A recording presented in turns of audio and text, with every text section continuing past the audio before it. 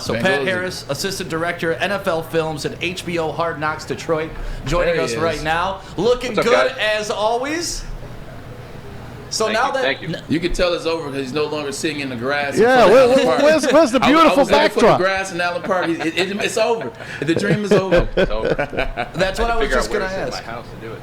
I like that. I was going to ask, now that it's over, now that you've produced the 5 episodes, they're out there, how are you guys feeling about the finality of this entire season of Hard Knocks? It's always bittersweet. I think team, crew, everybody by the end of it's ready to, head home and see their families and everything. And I think team's ready to just get ready for the regular season. Yeah. But it was such an awesome season. I think, you never want it to end, but it's not the worst thing, come back and hang with the fam. Before we get into the Lions, before we get into Dan Campbell, the cuts, the players, come on, we got to talk about one of the GOATs, and that is Eminem, Detroit born and raised, rapper, influencer, just lyricist. He's just a special individual. How cool was it, and is this your first time actually hanging around him? It was my first time. I didn't know how I'd react, and then once we got word over our walkie-talkies that he was here, I started looking, trying to find where he was. I was actually anxiously waiting to see him. It was pretty surreal to be around him. You kind of take a step back when you see him. But he was, everybody felt the same way. I don't think, even if you'd met him before. Sorry, my dog decided he wanted to play. No, we love it. we love special guest appearances. You want to come up here? No. I don't know if you guys can see him. We'll get him down here. Nah, he won't come out.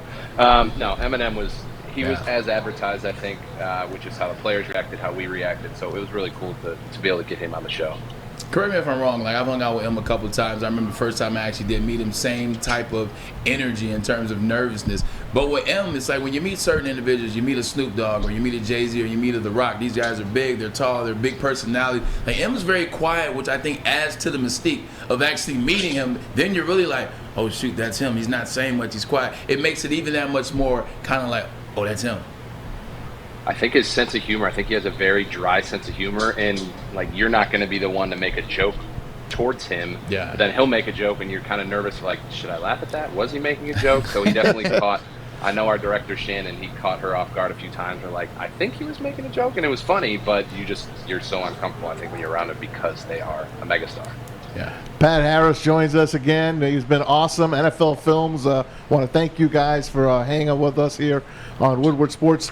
The interviews, the exit interviews, Pat, they're very hard, obviously. How extra hard are they with you guys? How many are you in the room when they're doing the cuts? Is there 1, 2 people? Who's in there? So there's nobody actually in the actual room. Those are our robotics cameras that we have them set up kind of up in the corner of the room. We have a trailer. I don't know if you've seen pictures of it, but it's a trailer with tons of screens in front of it. We have operators basically that have joysticks that pretty much control the cameras. So typically 1 or 2 of us will be in that room kind of listening in just to know how conversations went. There's certain guys that I think we want to try to talk with after. So it helps us as directors to just kind of know the vibe of that call.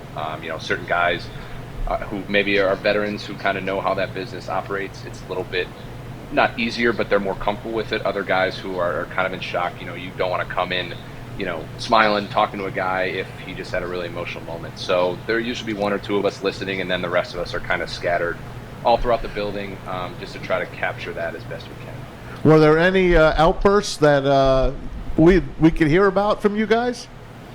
No, so honestly, I think it's a testament to Coach Campbell and to Brad Holmes that I think they just were blatantly honest with these guys, in good ways and bad. And I think having seen enough of these, it's when you're honest with a guy, they really struggle to, they just accept it much better. I think some coaches and GMs, kind of beat around the bush with it. And I think with these guys, I think with Coach Campbell having played, like he said, he was just upfront with them and said, certain instances where you were as good as we thought you could be and, just had to move on and try something different. So I think just being upfront with them didn't really cause for any outbursts. I think guys really respected it.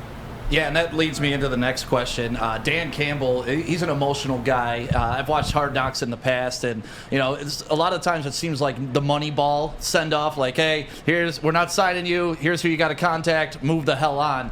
It seemed like Dan Campbell was more emotionally invested than other coaches have been. Did you guys feel that way as a camera crew when you were watching?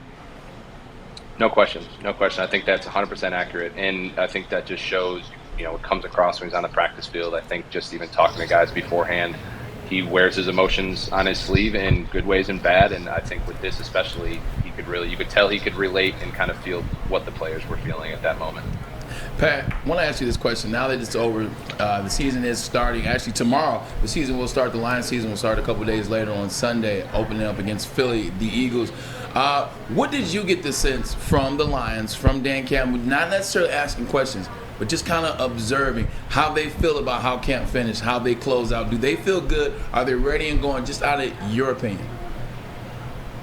I'd say so. No, I think you can definitely tell that they had ups and downs, and there'd be moments in practice where you could tell Jared's getting pissed at the offense or just anything, but it's almost like getting those things out of their system now to, if it happened on a Wednesday, by Thursday they corrected the mistakes and you saw the offense had a really good day. So it seems like they weren't just coasting along. They were having good practices, bad practices, which I feel like, to me, you kind of need to have before you go into the regular season. You can't just, everything's feeling great and everybody's happy. I feel like you got to start to face some internal adversity a little bit to be ready for week 1.